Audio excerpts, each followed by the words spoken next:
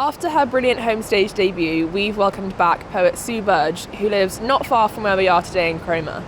Sue is a creative writing teacher and a film studies tutor, and as such, a lot of her writing is influenced by her knowledge of film. Unfortunately, I couldn't make the recording as I was, in characteristic COVID times fashion, self-isolating.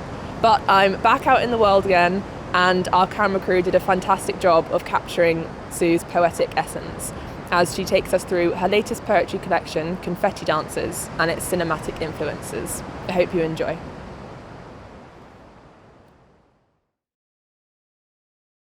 Hi everyone, it's really great to be back here on Home Stage. I'm going to be reading from my new collection, Confetti Dancers, and explore how my love of film influenced the poems in the collection. I'm a creative writing tutor, but I also teach film studies. I've actually been teaching film for longer than I've been seriously writing poems. And I've got a lifelong obsession and adoration of film. I tend to see the world cinematically, and a lot of my reference and associations are filmic. I think poetry's got a lot of parallels with film, and I'm going to come on to that a bit later. So Confetti Dancers focuses mostly on generational and personal loss. It's dedicated to my friend Bryce Cobain. Bryce was a choreologist, which means he notated dances. And I worked with him at the Royal Academy of Dancing in the 1980s. The Royal Academy of Dancing was an international examination body for young dancers, and I was PA to the directors. But I worked there just as the AIDS pandemic started to rear its head. Bryce actually died from AIDS-related complications in 1987, and he was like an older and wiser brother to me. I wrote a poem called Bryce, which appeared in the collection before this one, which is called In the Kingdom of Shadows. And it took me about 30 years to be able to write that poem. It was so emotional for me to relive that period. And it kick-started the sequence of poems which are now in the second section of Confetti Dancers. But I wanted to start this collection, when I started seeing the poems as part of a whole, I wanted to start the collection further back. I've always loved ballet. I didn't do ballet as a child. I had a few lessons, but we were too poor really for me to keep going. So I didn't really start dance lessons until I was an older teenager and I could actually afford to pay for the lessons myself. And the collection starts with a psychogeographic journey through Russia and Eastern Europe.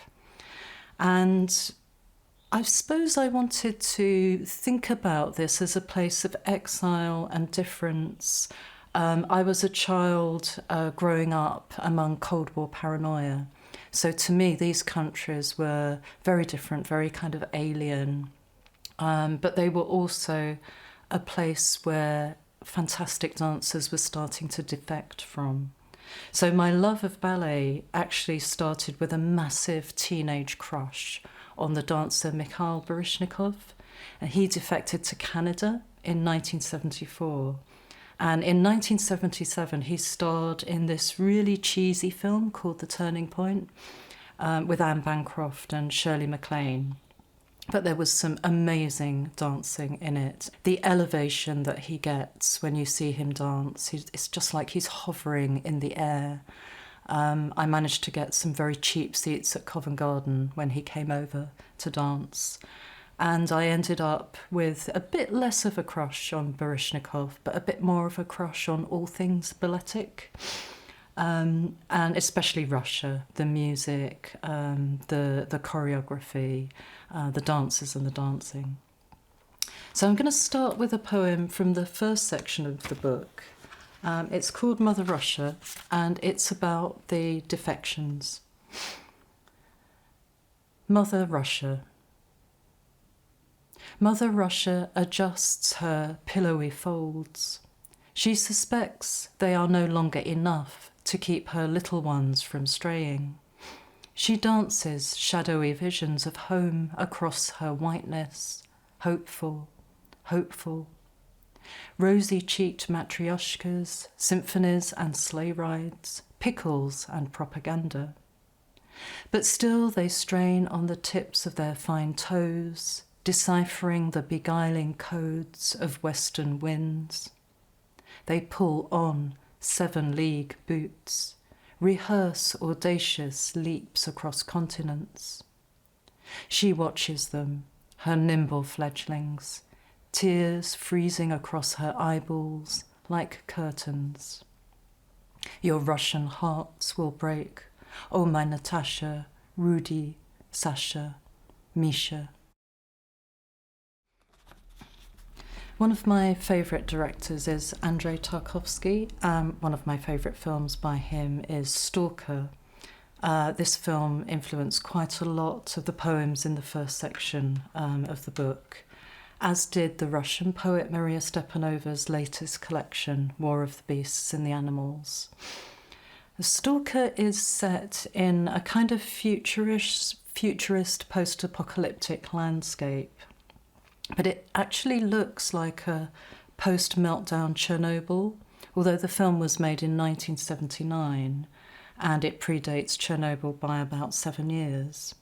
I think it was actually filmed in Estonia, and it was filmed in an area with a lot of industrial waste. It was a really contaminated area. And the lengthy shooting schedule actually contributed to Tarkovsky's and some of the other crew members' deaths due to exposure to the contamination. Stalker is a man who lives with his wife and daughter, and the daughter's quite mysterious. She seems to be disabled. He carries her around on his shoulders, but she also seems to have special powers. And they live on the edge of the zone, which is a mysterious area with entrances guarded by the military.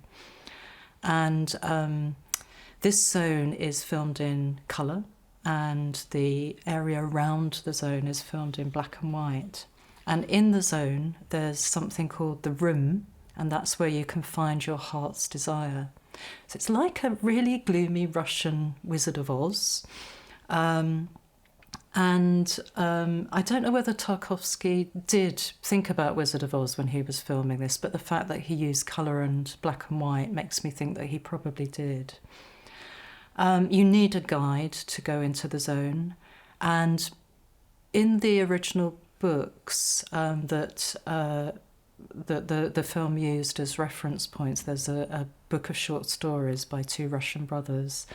They were saying that they think there were alien artifacts left in the zone, and that's why it has such power and why it's being guarded. But you're never really sure when you watch the film.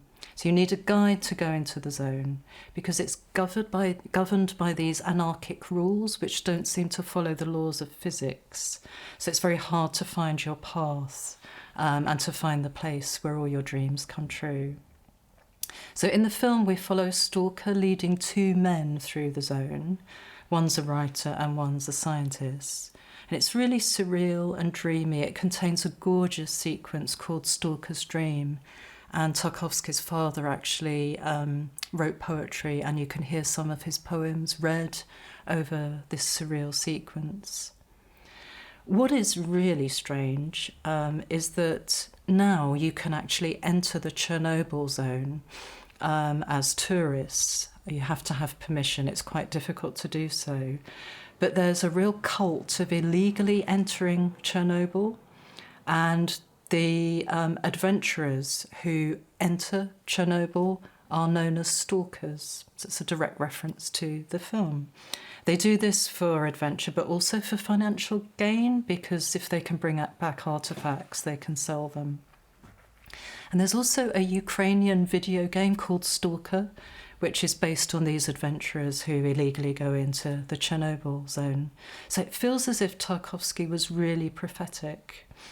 I'm going to read two of my poems that reference this kind of alienation, displacement, difference, this feeling of exile.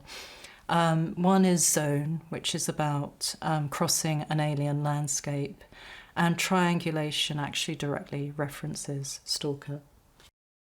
Zone. A week or so before the year pivots and December closes like a coffin lid over the unnourished land. And hush now, here come the bootless, the shoeless, the buttonless, curling their bony blue toes over ice, spread like a punched-in windscreen over the wide fields. Beyond the tree line is the border, gorgeous, where the plum-dark sky sinks below the earth's ooze. There is nothing here you will recognise, not even this silver birch hanging like a smashed limb. Here's a rusting bike wheel, the torn canopy of a fragile and long-ago plane. Others have tried this, mud on their soles, their eyelids, arms outstretched as if a loved one were waiting, casting a short, cold shadow across the shifting border. The moon rises, a brief howl of light, before clouds trawl a darkness deeper than the childhood wells we drank from. Triangulation. 1. Contamination. The postbag snagged in the stream, like Stalker's dream, face down among the ripples with abandoned weaponry, bent icons, our Virgin Mother rusting from the eyes outwards. The tin spoon, the quick streams slipping the quicksilver, slip sliding away, and the narrow waters already round his knees. Stalker's daughter moves the world with her mind. Sing to me of how. Her radioactive legs are disobedient. She is a shoulder sitter, pick-a-back, piggyback rider. Come, Stalker will lead you to a wonderland where scientists find their heart's desires ticking like Death Watch beetles. 2. Famine. Divested of alphabet, the greedy tongue writes in curds. Come, come, my little witch, do not break the only things we have. Oh, how can your little mouth eat so much, this bread hard as birchwood, wetted and swallowed by your gummy mouth? Hush-a-bye, baby, rocked and broken on the treetops, down, down, baby, cradle and all. 3. Behind the camera. Tarkovsky stands at the edge of the world. Killer spores prick at the gates of his lips, write an epitaph on his lungs. The ground quivers. Not yet, not yet, not yet. So It's a Sin, which was that recent Russell T Davies series about 5 friends' experience of the AIDS pandemic in the 1980s. That came out just as I was putting the final touches to the collection. And it reminded me so much of those days when I was working at the Royal Academy of Dancing in London. I was living in grubby bedsits, going to endless parties and to nightclubs. Bryce used to take me to Heaven on straight night and places like the Camden Palace. So it just brought all those memories back. It was a fantastic and very poignant series. When I wrote the poems about this period in the second section of the book, I didn't really have a particular film in mind, but I tend to see poems and how to order them on the page quite filmically. So for me, poetry it's a very visual art which uses words to paint scenes. So for example, one of the poems I'm going to read from this section is called Royal Academy of Dancing. And you can see it's a real block on the page. It's actually really stream of consciousness. And it reminds me, I think what I was thinking of when I wrote it was one of those tracking shots where there are no cuts. So a bit like Joe Wright's Dunkirk scene in Atonement, where the camera just moves along with the actions. Poems like the one Triangulation that I've just read, They're quite fragmented on the page, and they're probably a bit more difficult for the reader to relate to. They've got a lot of white space, and they're quite interested in what's going on off frame as well as what's going on in frame, so in the world of the poem. So they're a bit more kind of art house, fragmented, experimental, expecting the reader to do quite a lot of work. And then there are other poems where the stanza breaks kind of work like scene breaks. So the action's kind of moving on. It might be in time, it might be the idea, and it acts as like a jump cut or even a bridging shot.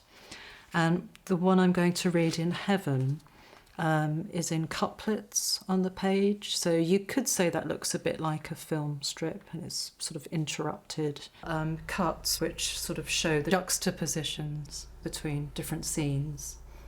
A kind of omniscient camera that can move even up to heaven at one point. And I chose couplets because the poem is about me and Bryce, but it's also about a couple I saw that sparked off this poem, and it mentions me and my husband. So the verses or stanzas are in 2 lines to kind of reflect that. So I think similar ideas go on in poetry as they do in film. I'm going to read 2 poems called Bryce and Last Supper, and they're much more intimate. They're a bit more like close-ups. They're little vignettes, and they're very kind of intimate and revealing. I think the editing process of poetry does reflect that kind of post-production phase where editors can choose how they want film to look on the screen. You can also do an awful lot with the poem on the page. You can even make it like a French New Wave film. You can make it really, really jumpy and edgy. I'll read 4 poems from the second section of the book, which looks at my time in Battersea at the Royal Academy of Dancing. It's called Royal Academy of Dancing 1981.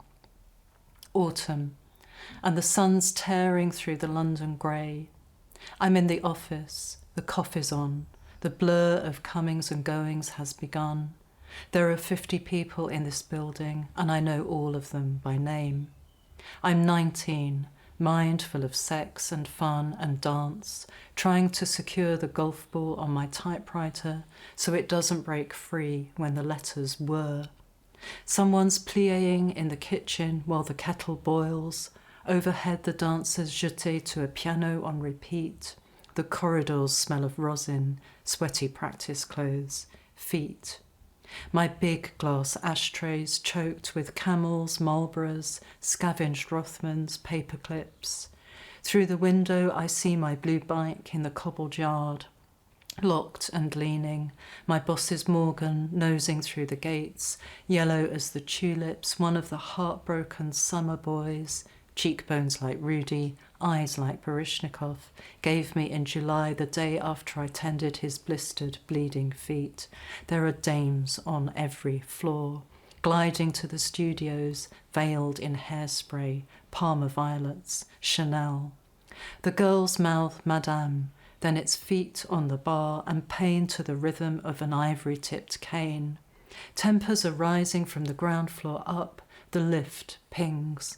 I ignore the accusing filing cabinet, the exams to translate, the accounts to tabulate, the Gestetner that makes me high, the telexes to send to other hemispheres, and go walkabout. Check everyone's still there, in their rightful place. The disease is here, but we don't know it. No one's missing yet. I line everyone up like an old school photograph. Turn my back for a minute, and half of them are gone.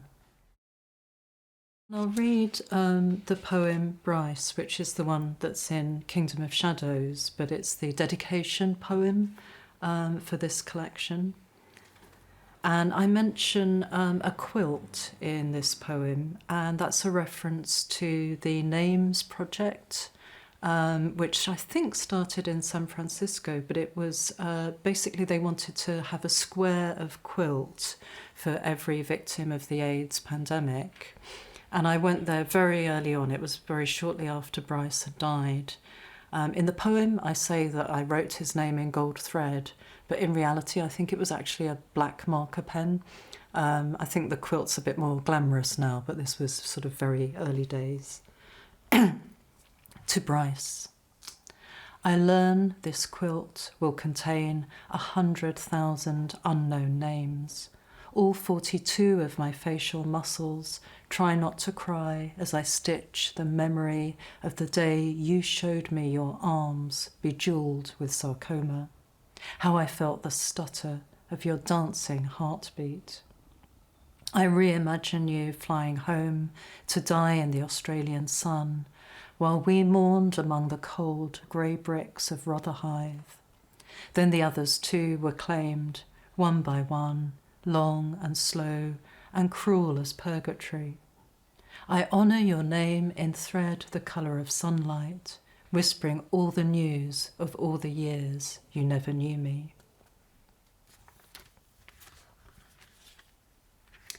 And the next one in this kind of sequence from section 2 is called Last Supper. Last Supper. I didn't know I was saying goodbye, just that there was a different quality to the way you hugged me. The four of us laughing round the rickety table, Martin, shadowy, quiet, your rock, your backdrop, Terry, older, courtly. I remember the day he bought my bike. He'd heard how poor I was, even though the saddle barely reached his knee. And you, pulling your sleeves over the blotches dancing down your arms, a livid notation. Maybe we gossiped, the latest scandals bourgeoning across the table. Maybe we ate fish. Maybe we laughed at Terry, camping it up. I only remember what we didn't talk about, that silent assassin that took you all. And I think at this point I'll read the title poem. I was so lucky to get this amazing picture. This is parachute silk backdrop on the stage at Sadler's Wells, and it was taken by Jane Hobson, who's a brilliant photographer. And so I'll just read Confetti Dancers, which is the title poem, before I move on to the last one in this sequence. Confetti Dancers. The boys, the beautiful boys, they flirt in the dark like courtesans, flex their impossible satined feet, cast their perfect silhouettes, slender shadow puppets. The boys, the beautiful boys, leaping and turning like swirled confetti, barreling across the stage faster than a blink, jeté fouetté cabriole. The boys, the beautiful boys, all in a line to take their bows, smiles bright in the spotlight, until tomorrow guns them down and we're clapping an empty stage, sobbing, bravo, bravo, to the echoing wings. And then the last one in this sequence is In Heaven, which is a bit of a play on the fact that Bryce and I used to go to the nightclub Heaven. In Heaven. On Rue du Pont Neuf, two guys are taking a selfie, backs to the rococo swirls of the Louis Vuitton entrance. They look so well, so happy, and I wonder if you and Em would be like this if you'd lived. The skies are vicious blue today. I imagine you both up there, hosting outrageous parties. Fancy dress compulsory, scrawling no angels on the invites, copywriting dance moves with Freddie and Rudy under the pumping light of the stars, looking down on our dramas, rolling your eyes. There's so much I want to tell you. I wrote a poem about you. It got published. I hope you don't mind. You're already laughing at my Englishness, Australian vowels wider than ever. Nah. I'm still married, I say. Can you believe it? We've been together for longer than you've been dead. A man hurries past, frowning. It's not every day you see a woman talking to herself without a phone. It's considered a sign of genius, I mutter, high-fiving a passing cloud.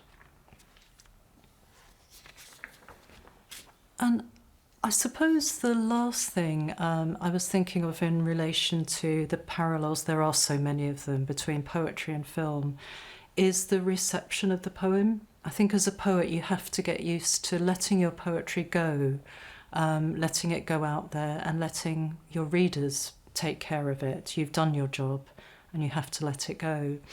And I was thinking about, there's a Russian kind of matinee idol in the silent era who was called Ivan, I'm not sure how to pronounce this, but I'm going to have a go, Mozhukin. And there's something called the Kuleshov effect.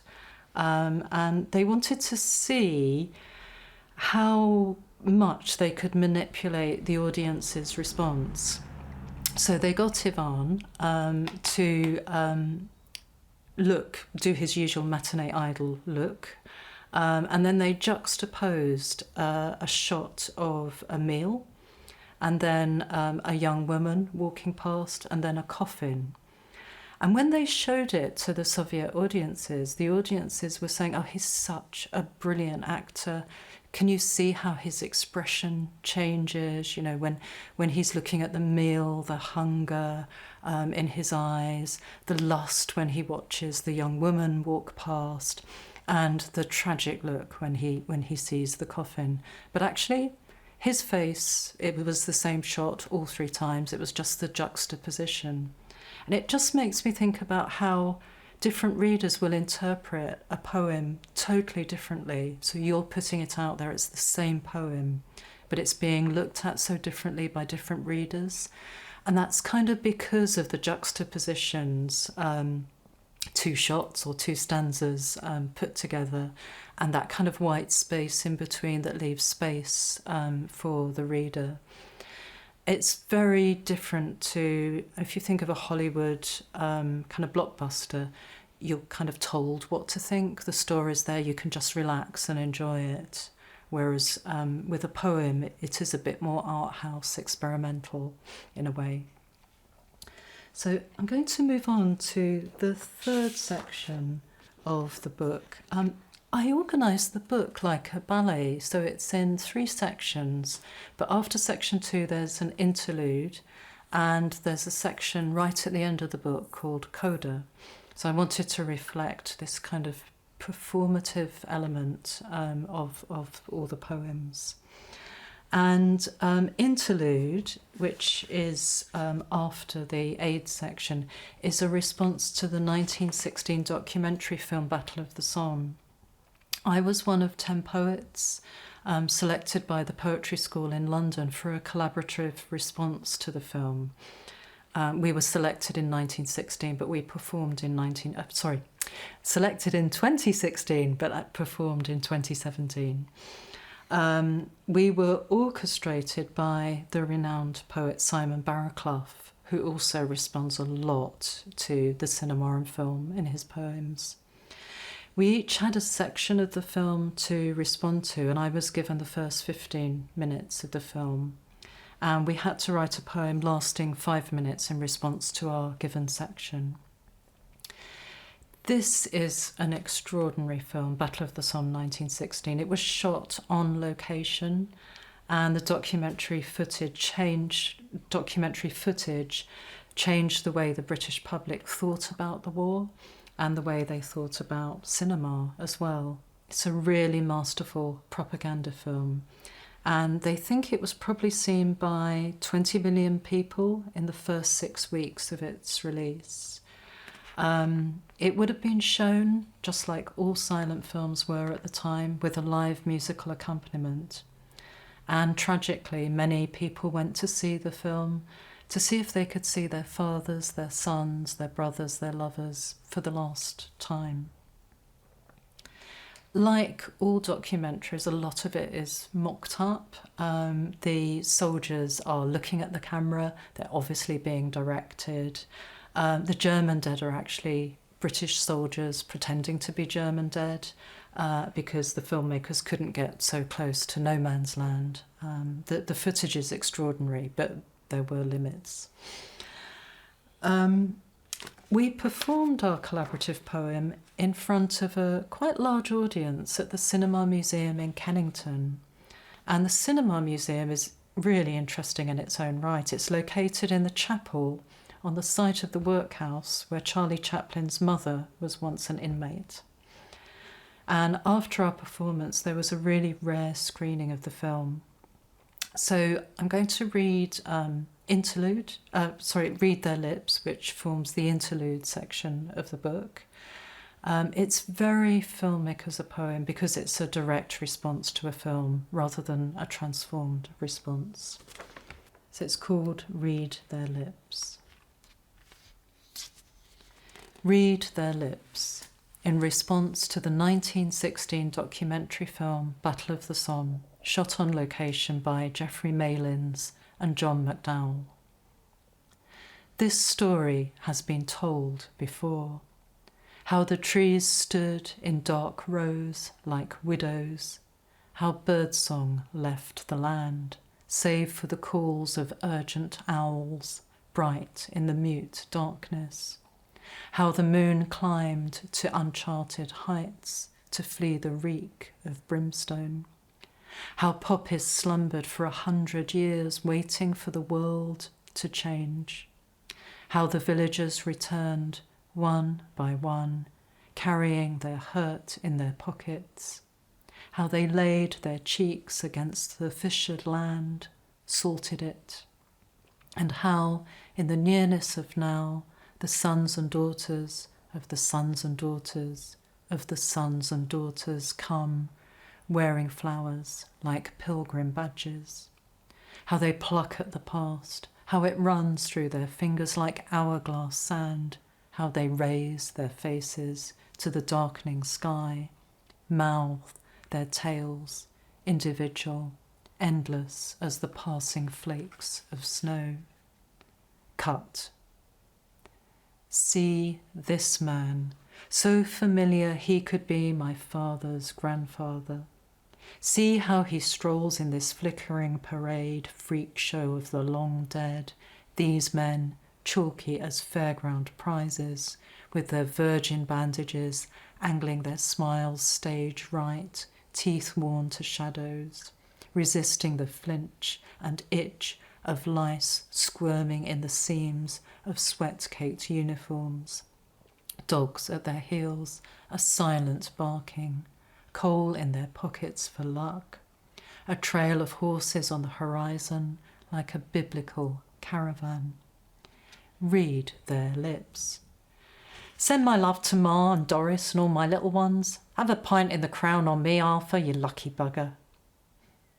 In her narrow Manchester bed, a woman dreams of her lover, runs towards his muddy back, the distance between them undiminished, until, in a moment of stop-motion illogic, she is touch close, rising on tiptoe to kiss him where his mouth used to be.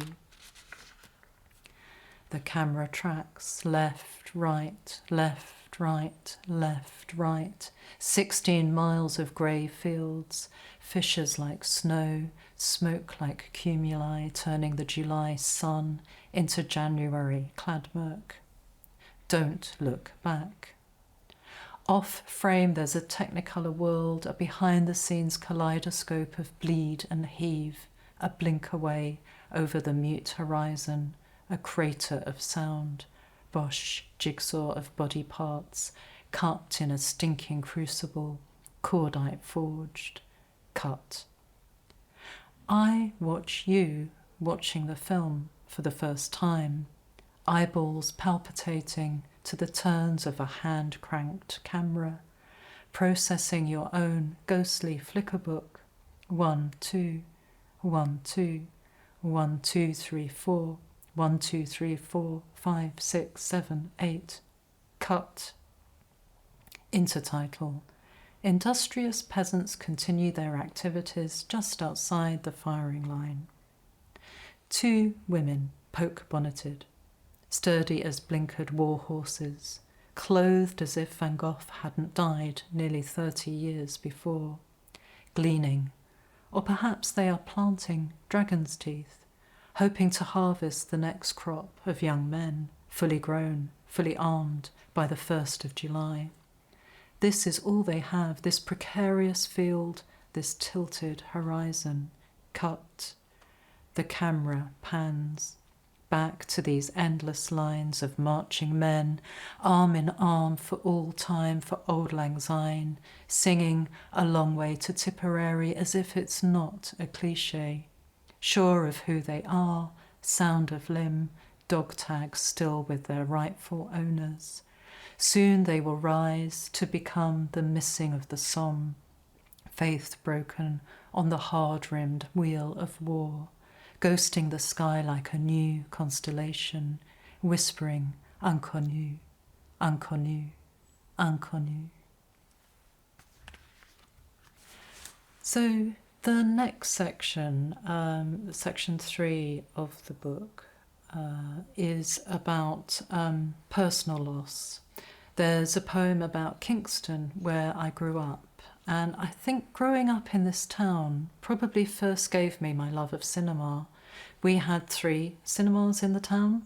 Studio 7, which was the flea pit, and it showed slightly dodgy semi-pornographic films that you had to hope you could trick your way into. Films which starred Joan Collins and Oliver Tobias with names like The Bitch and The Stud. Then there was the Granada, which had a Wurlitzer organ and chandeliers and showed all kinds of films. I remember a really grand foyer. It was a real picture palace.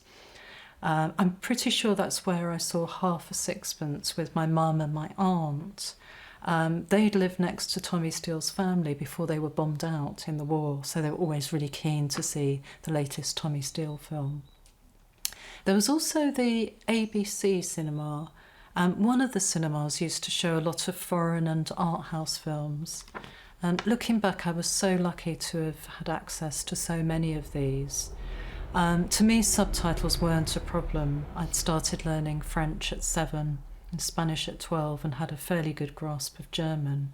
But I'd go and see anything as long as it flickered on the screen. I just loved to watch it. It was pure escapism. Kingston, 1965 to 1979. Brady's Arcade. Down on their luck, dealers with blackened coins, ribbonless medals, smelly stamps, things that look just dug. Coffee beans roasting in the Apple Market's smeary cafe, Woolworths, cover version hits, pick and mix, Tommy Steele singing Half a Sixpence in the warm, worn plush of the Granada. C&A, green-chilled stamps, their dizzy lick, walking barefoot to Hampton Court Palace like it's the summer of love. Queen Anne, gilded and stout, on her plinth by the Guildhall. The Coronation Stone, where I conjure Saxons perched in full regalia. Richmond Park, hollow trees, the understanding eyes of deer. The Thames, my primeval soup, coursing strong and dirty in my veins. How one way led to the hammering boatyards where Dad was king, the other to London, punk, Harold Wilson. How it took a sharp left turn, became the narrow Hogsmill flowing past my street, and all the boys with dangerous eyes flick knives. How once there was a coconut matting mill here, where the chip shop belches its oily breath towards our little house with its secret well, hairy walls, my unloved dolls, your futile Lego. And I think that's another poem that's it's an establishing shot, definitely. It's setting up where I used to live and how I felt about it. But it's another one of those stream of consciousness poems that feels like an uncut tracking shot as it goes through the streets. of Kingston. I'm going to finish this section with a poem called Dreamwalking, which is quite surreal. Dreamwalking, not yet woman, no longer girl. I am walking towards the park, bare feet filthy from the pavement's bite.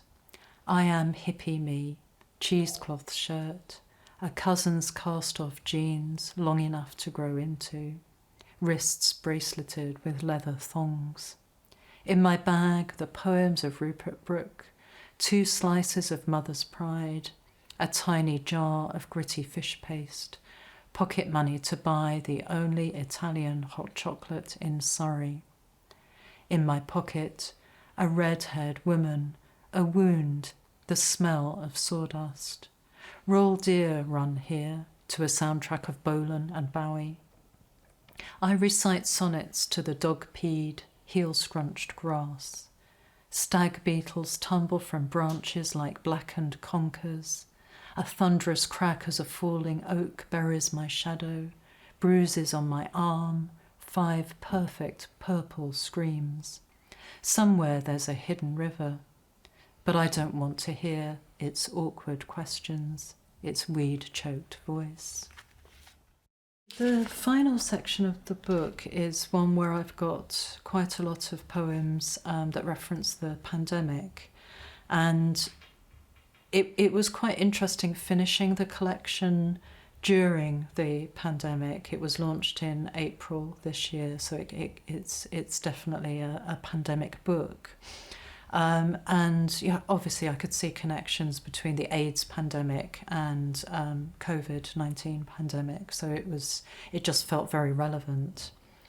Although I didn't have particular films in mind, there is one poem which I'm going to read called #StayAtHome, where I just kept thinking about this extraordinary silent film.